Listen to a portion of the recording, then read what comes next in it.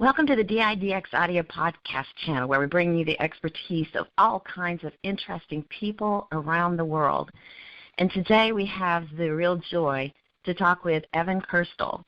He's known as the B2B social selling biz dev pro, definitely for hire, advisor with Penguin Strategy, UC Strategies. He's obsessed with telecom, cloud, UComms, mobile, enterprise IT, growth hacking, IoT, or better known as Internet of Things, and he has 20-plus years of experience in sales, alliances, and biz dev experience in the comms, infrastructure, and applications arena.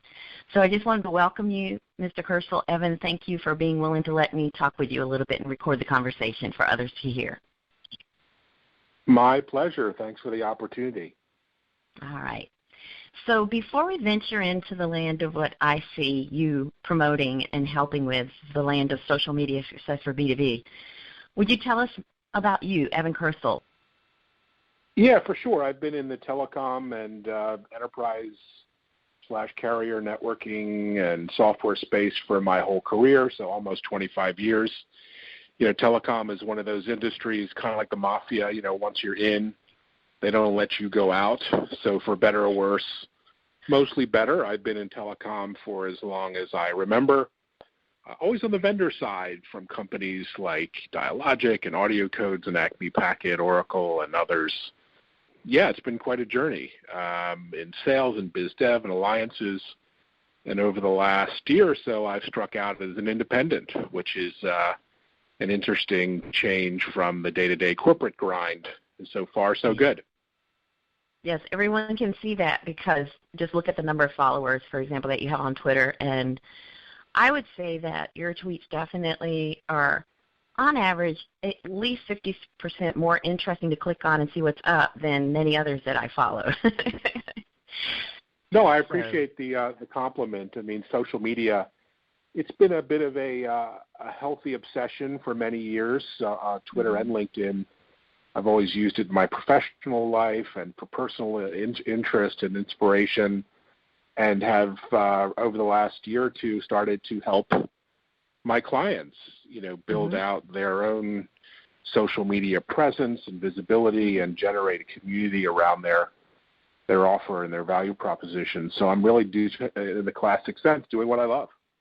Yes, and people need companies out there in our industry, telecom, IP communications, cloud, whatever you want to call it. They really need people like you.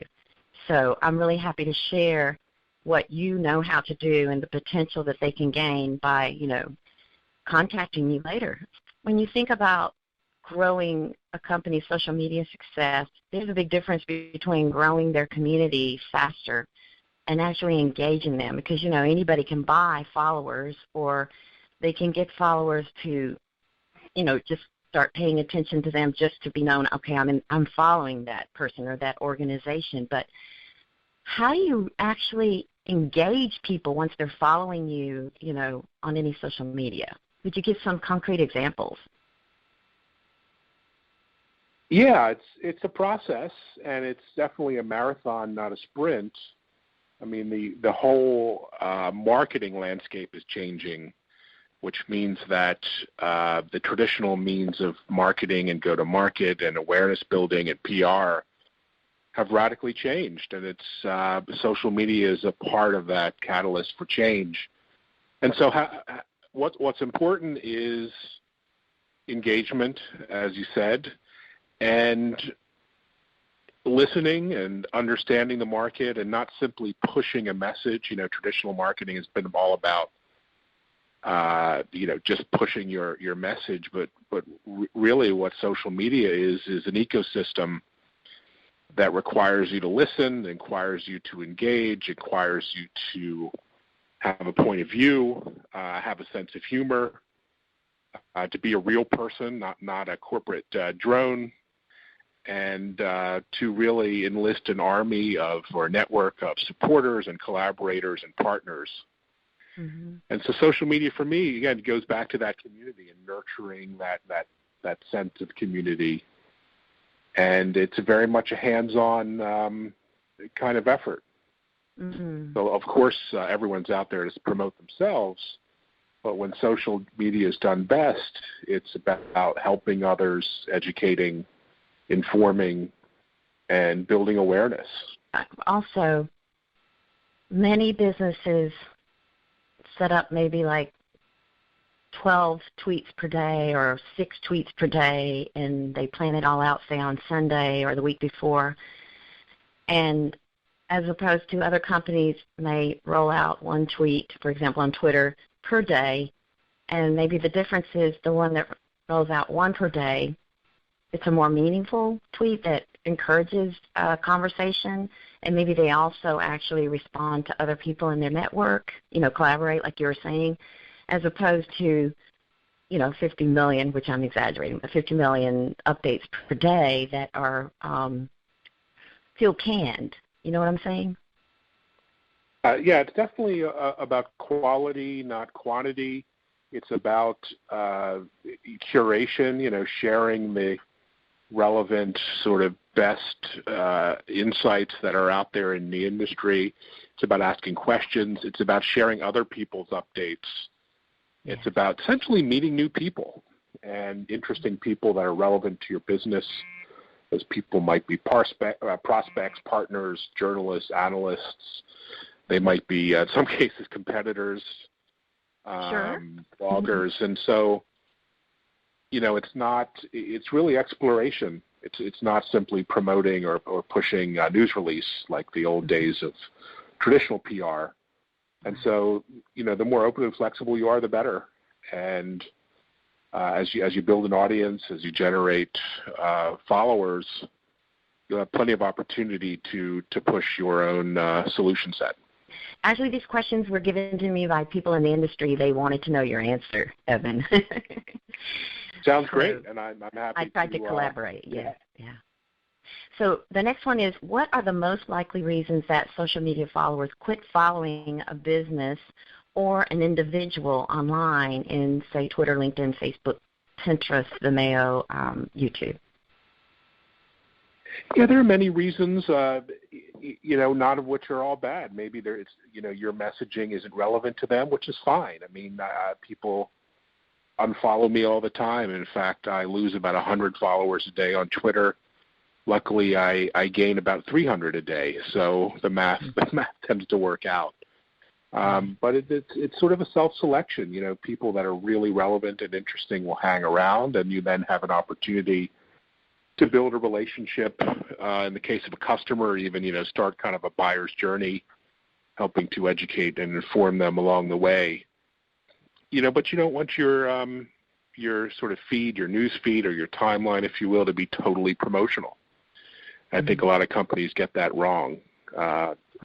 People come to social media to have fun, to learn, to be informed, to meet new people, discover new things.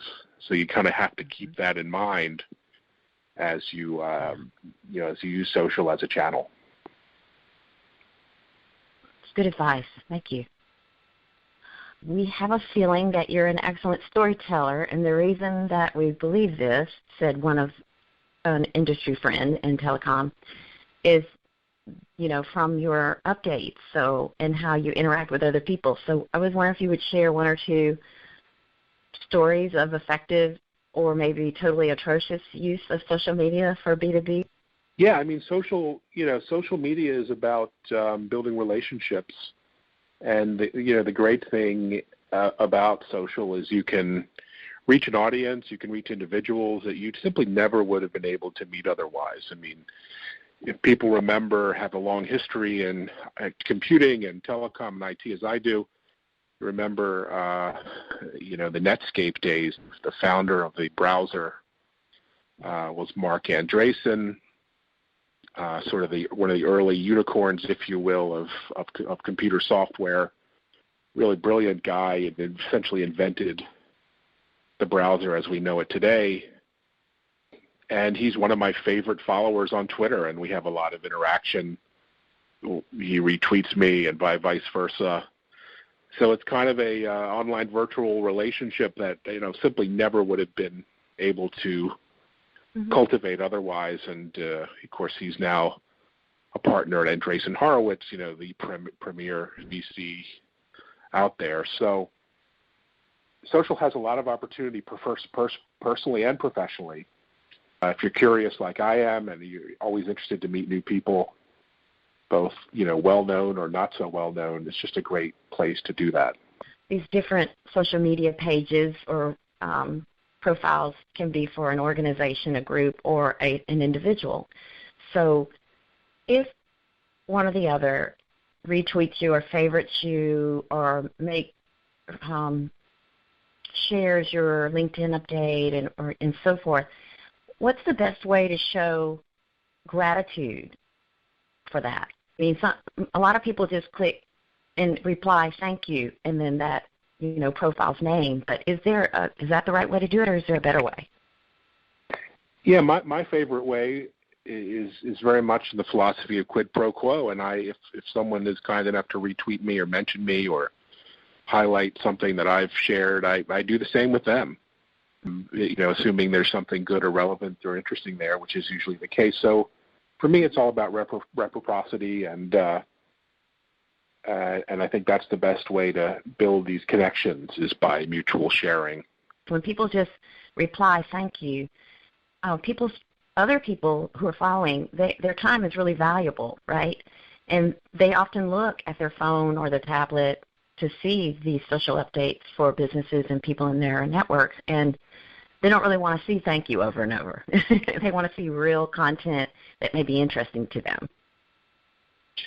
Yeah, there's so much great content out there. There's plenty to share, and there's some great tools to share content while giving attribution, referencing original sources, referencing authors. So I always try to do that where possible.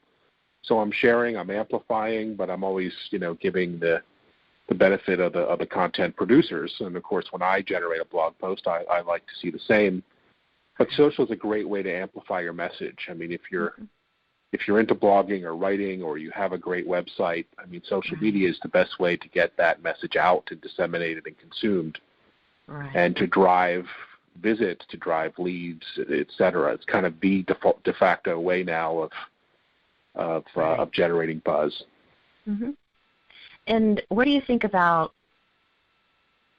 for example, on Twitter, you can retweet, but maybe what is even more meaningful is when you reply with a meaningful reply that will promote further conversation amongst those in your own network or out there in the public.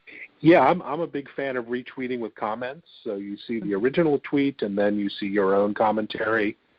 And, man, do I get some great comments on articles and tweets that I share. Yeah. And some of them explode into fantastic viral, tweets, or generate additional conversation or followers. And so you can turn, just one initial data point into a whole thread of really valuable insight. And, that's kind of what Twitter chats are, is with a specific Twitter hashtag, you could build a community of dialogue around the topic. Right. That's pretty unique, and there isn't in real time. That doesn't really exist elsewhere, and then have a permanent record of that. So lots of good opportunity to generate collaborative discussions in almost every topic imaginable. Right. Absolutely.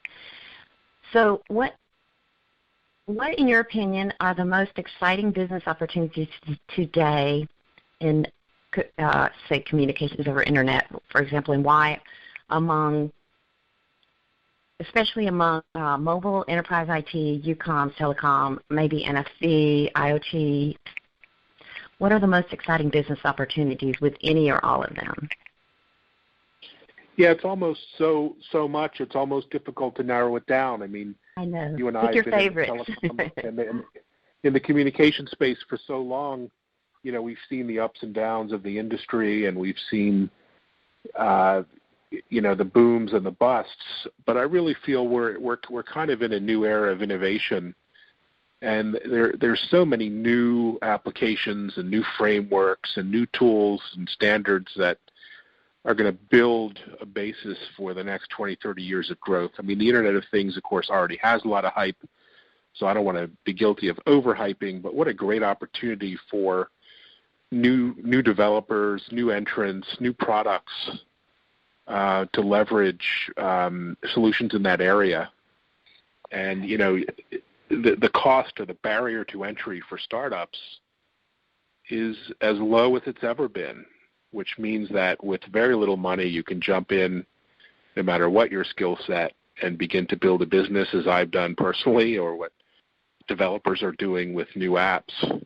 Mm-hmm. And with cloud computing, you don't need an entire team of 100. You may need a team of 3 to do something radically innovative. And I think that's what's really exciting. And, of course, tons of money are going into startups, and we talk about unicorns, but I think there's an untold story about, very small companies, even individuals, breaking out on their own and doing really interesting stuff, leveraging all of these new technologies. And WebRTC is one example where there's literally hundreds of new companies building vertical applications or industry-specific applications around WebRTC that simply you couldn't have done traditionally with SIP or with traditional, siloed technologies.